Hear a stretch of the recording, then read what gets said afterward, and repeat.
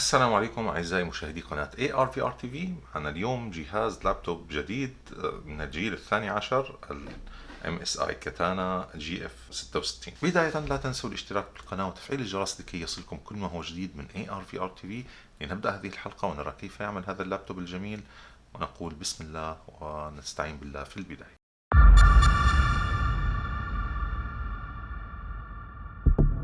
هذا الجهاز يأتي بمعالج ال 12700 12700 الاي 7 من فئة اللابتوبس يعني الجيمنج، ولكن المتواضعة أو الرخيصة نسبيا، ولكن يحتوي على ميزات كثيرة جدا. يأتي هذا الجهاز بقياسين، قياس 15.6 و 17.3 أيضا. هذا الذي أمامنا هو 15.6. سنقوم عليه بالاختبارات المعتادة ونقوم بعرض كثير من الأشياء. الجهاز يأتي كما تلاحظون بلوحة مفاتيح مضاءة من الأسفل جميلة جدا، ولكن تأتي بلون واحد فقط وهو اللون الأحمر. أيضا يأتي بمعالج جرافيك RTX 3060 أو 3050 Ti. كليهما معالجين قويين جدا ومناسبين لكثير من الأشياء، واحد للأعمال والآخر للألعاب والVR وما شابه. ملاحظة تقول شركة MSI أنه بجميع أنواعه ميتا ريدي، يعني أنه جاهز للفي آر وجاهز للواقع الافتراضي وما شابه وعالم الميتافيرس. ولكن حسب تجربتي مع الأوكتوس كويست للأسف لا يعمل ال 3050 تي آي معها. أما بالنسبة لل 3060 فبالتأكيد هو جاهز للفي آر. من باقي المواصفات يأتي بهاردين، إما 512 أو 1 تيرا بايت. المعالج من الفئة الجديدة يأتي بست أنوية أساسية سريعة وثمانية أنوية توفر الطاقة، أي المجموع 14 نواة، لكن الثريدز هي 20، يعني 20 خط معالجة عندك لهذا اللابتوب. تصل سرعة التيربو بوست لهذا المعالج إلى 4.7 جيجا هرتز، سرعة كبيرة جدا وقوية للغاية. يأتي بذاكرة 16 جيجا بايت ويمكن تطويرها أيضا. الجهاز سميك نسبيا، ولكن مع ذلك يحوي كثير من الطاقة والقوة. الحرارة ترتفع فيه ولكن إلى حدود معقولة، لا يصل فوق 100 حتى ضمن ظروف الاختبارات القوية جدا مثل السيني بنش وغيرها. فيه كاميرا كما تلاحظون 720 بي، ولكن على الأقل تعمل بشكل جيد. ريزولوشن الشاشة 1920 ب 1080، الاختيار المفضل للاعبين. فيه سبيكرين كل منهما 2 واط، وهذا يعني مناسب أيضا للألعاب. لديه مداخل يو اس بي 3 تايب A، وكذلك مدخل واحد تايب C. أيضا لديه مدخل واحد تايب A من الجيل الثاني، ولديه واحد HDMI out، وكذلك مدخل للشبكة 1 جيجا بت. يدعم الواي فاي 6 وكذلك البلوتوث 5.2. جميل جدا ومناسب للكثير من الأعمال والأشياء السريعة القوية. البطارية فيه ليست قوية جدا لأنها 3 سل، ولكن مع ذلك تستطيع خدمتك. وبالتأكيد أنت عندما تريد أن تقوم بالألعاب أو بالأشياء عالية الطاقة تحتاج إلى توصيل الكهرباء بشكل مباشر للجهاز. الجهاز سميك ولكنه أيضا ثقيل بسبب التبريد القوي لكرت الشاشة الذي يعطي أداء رائع بالنسبة لحجم الجهاز. مع أن الشاشة 144 هرتز تردد جيد للألعاب، ولكن للأسف إضاءتها ضعيفة نسبيا، لذلك لا تستطيع استخدامها في الخارج بشكل قوي. أيضا بالنسبة للتراك باد عادية جدا، ليست متميزة. الباور سبلاي 180 واط وسهل في الحمل والتنقل بشكل جيد.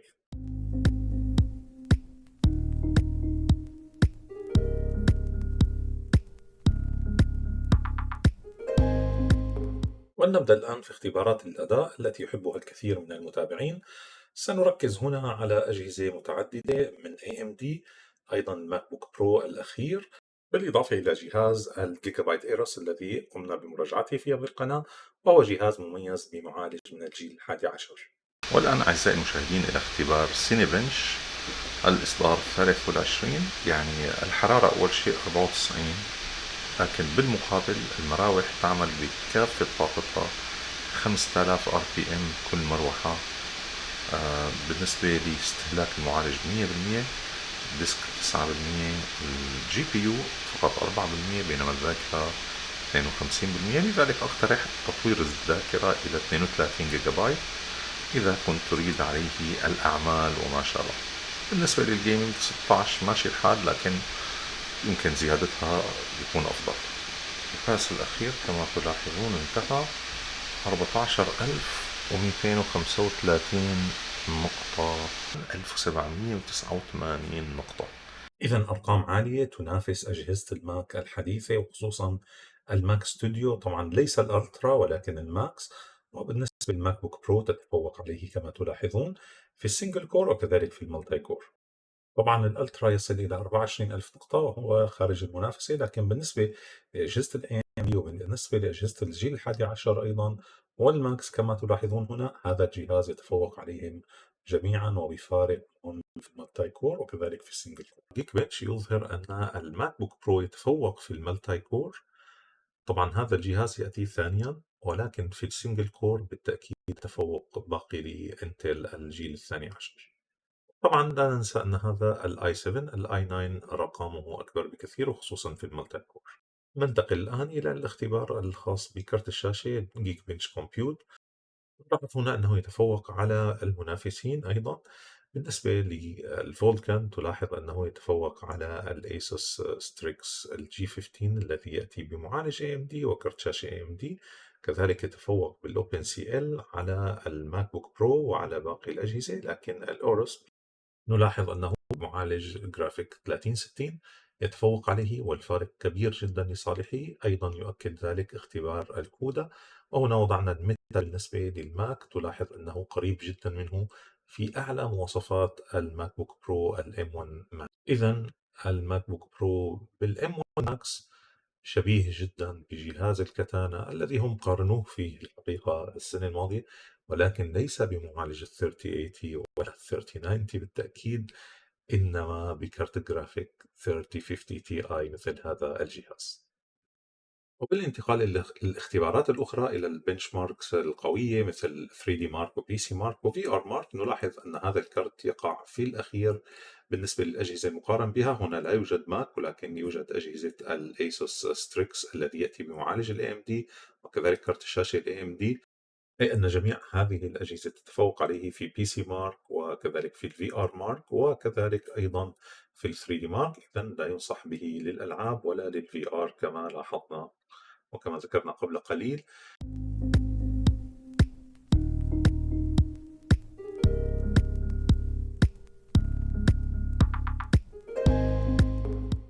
والآن إلى تجربة الألعاب أعزائي المشاهدين. طبعا بالنسبة للريزولوشن للشاشة هو الفول اتش دي، لذلك الألعاب ستعمل بشكل مقبول وجيد وتصل إلى فريم ريت يعني مقبول، لن نقول عالي جدا، ولكن على الأقل يمكن هنا أعمل زوم على الشاشة. تلاحظون أن الفريم ريتس في هذه الألعاب جميعها يعني يكون بحدود ال 60 فريم بير سكند، ممكن ينزل قليلا حسب تعقيد اللعبة أو يرتفع إلى أرقام كبيرة إذا كانت اللعبة سهلة جدا والجرافيك فيها بسيط.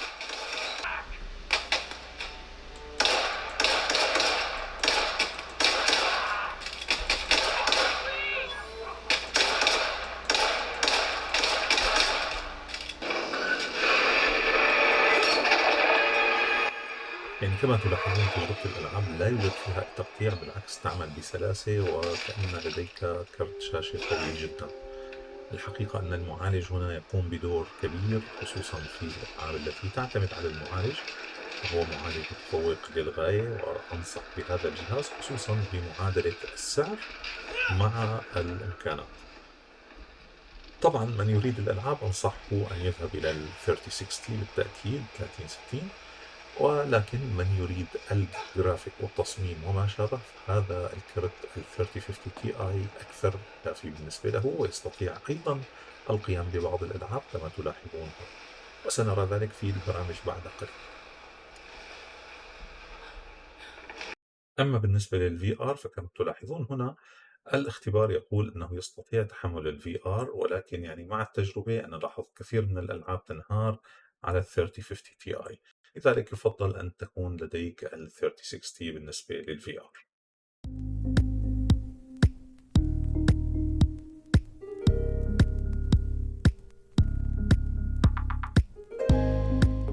والآن إلى تجربة البرامج أعزائي المشاهدين، وذلك لمعرفة الأداء الحقيقي وكيف يكون أداؤه بالتجربة العملية وليس فقط بالاختبارات. والآن مع برنامج كريتا البرنامج الذي يأتي بشكل مجاني وهو منافس أو شبيه للفوتوشوب بشكل عام. نبدأ مع نيو فايل. هنا تختار التمبلت كما تفعل في الفوتوشوب. نختار هنا فيلم 4K 16 by 9. نقوم بعمل create. هذا البريسيت خاص بالأفلام أو بالفيديو بشكل عام الذي يأتي بدقة 4K. شبيه الأدوات كما تلاحظون بالفوتوشوب. يعني من يعلم كيف يستخدم الفوتوشوب يستطيع العمل على هذا البرنامج بشكل سريع جدا وسهل للغاية. هناك بعض الأشياء التي يتميز بها مثل هذه الرسومات التي تقوم بعملها بشكل متناظر إذا شئت. فيه بعض التطوير، فيه أدوات فيكتور أيضا تقوم بعملها. الآن هنا الفلاتر، تستطيع تطبيق هذه الفلاتر حسب الإمكانات وحسب الاستطاعة التي تريدها. هنا على اليمين تجد الطبقات مثل طبقات الفوتوشوب. الآن هنا لنطبق الفلاتر. هذا البلور مثلا، لاحظ كيف يقوم بعمله بشكل سريع وقوي، أحد الإفكتات المعقدة يعني هذا. والآن معنا برنامج آخر بديل عن برامج أدوبي، دافينشي ريزولف. هذا برنامج بديل لبرنامجين الحقيقة، البريمير وكذلك الأفتر إفكت. هذا البرنامج يأتي بإصدارين مجاني وآخر استوديو. ثمن الاستوديو $300.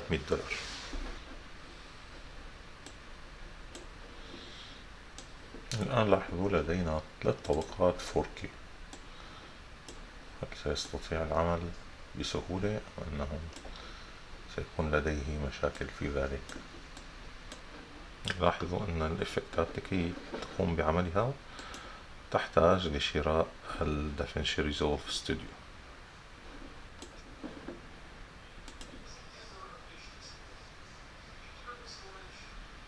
لاحظوا التقطيع الذي بدأ يظهر مع تراكم الإفكتات.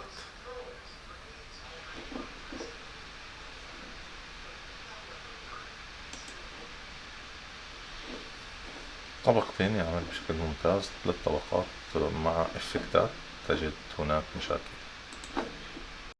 وهذه الآن تجربة البث المباشر عن طريق برنامج الفيميكس، برنامج يستهلك موارد الجهاز بقوة. الحقيقة أنه يعمل هنا بشكل ممتاز. هنا يعتمد أيضا على مبدأ الفريم ريتس مثل الألعاب، وتجد أن الفريم ريتس فيه مقبولة جدا ويستطيع معالجتها بشكل قوي. الريندر تايم يصل إلى 4 ملي سكند أو يعني بحدوده، وهذا إنجاز رائع. بالنسبة لل FPS هي بحدود 30 فريم بير سكند. هنا للمحترفين أو المختصين تجد أن الكارت الداخلي هو الكرت المعتمد من فيميكس. عادة البرنامج يتعرف على كروت الجرافيك من انفيديا وخصوصا على الكودا كورس، لكن هنا يعتمد على معالج الجرافيك من انتل ويعمل بشكل جيد ليس سيء. الملاحظة الوحيدة كما ترون هنا أن الميموري تستهلك بشكل قوي جدا. لذلك أيضا أقترح تطوير الذاكرة لمن يريد العمل في هذا المجال. أما بالنسبة لبرامج الجرافيك القوية مثل برامج ال 3D مثل هذا الفيوز 3D، هو برنامج بسيط كما ترون دائما نجربه. التحريك فيه سلس للغاية وهو برنامج 3D خفيف. لكن إذا انتقلنا إلى البرامج الثقيلة مثل بلندر وكذلك برامج أدوبي السبستانس 3D وما شابه، تجد أن الأداء مقبول جدا، بل حتى جيد جدا، ليس ممتاز لكنه جيد جدا. الأداء مناسب وتستطيع أيضا العمل على كما تلاحظ هنا على السين، وفيه تكستشرز وفيه كل شيء. يعني أمر جميل جدا لمن يريد الجرافيك. هذا الجهاز أعتقد أنه مناسب، طبعا بمعالج ال 3060 أفضل بكثير. هذه جديدة، الكلاود اكسبريس من أدوبي. جميلة جدا، تستطيع عمل فيها أشياء كثيرة وبشكل سريع. لنبدأ مع انستغرام بوست مثلا. لاحظ بدأ الجهاز بإطلاق مراوح.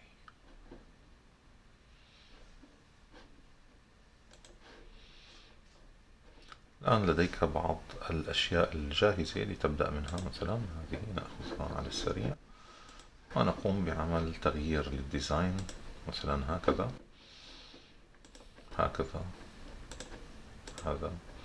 طبعا هذه أشياء بسيطة، لكن على الأقل يقوم بعملها بشكل رائع وسهل جدا. لاحظ الزوم انيميشن، هنا تستطيع عمل بان.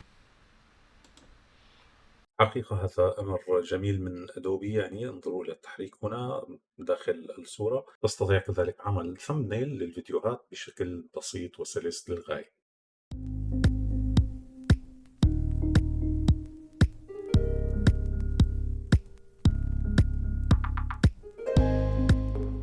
والآن أعزائي المشاهدين إلى النصيحة. هل ننصح بهذه الأجهزة بشكل عام، فئة ال MSI كاتانا، أم أننا نوجه لأجهزة أخرى مثلا؟ أولا لنبدأ بالنسبة لموضوع الأجهزة ممتازة، وهي أجهزة رائعة، تبريدها ممتاز. أبل عندما قارنت جهازها قارنته بالكاتانا صراحة، ومعها حق. السنة الماضية البي سي ماجازين أعطوه جائزة أفضل لابتوب للعام. إذا جهاز رائع جدا، فيه معالجات جرافيك تبدأ من 3050 تي آي كما لاحظتم، وتصل إلى 3070. ليس متوفر حاليا، لكن يعتقد أنه سيطرح قريبا. أسعارها ممتازة، تبدأ من $1200 وتصل إلى $1500 حاليا، مع معالج ال 3060 وكذلك قياس شاشة 17 بوصة. صناعة هذه الأجهزة هي من البلاستيك، لكنه قوي جدا ويتحمل. إذا كنت تريد مواصفات أعلى من ذلك سترتفع الأسعار بحدود $1000 الحقيقة، لأنها تبدأ $2000 وتصعد إلى الأعلى يعني. لكن هذه الأجهزة لمن ليس لديه إمكانات كبيرة جدا أحوالي يعني، ويريد العمل على الجرافيك، ويريد العمل على المونتاج، ويريد العمل على أشياء كثيرة، أنا أنصحه بهذه الأجهزة.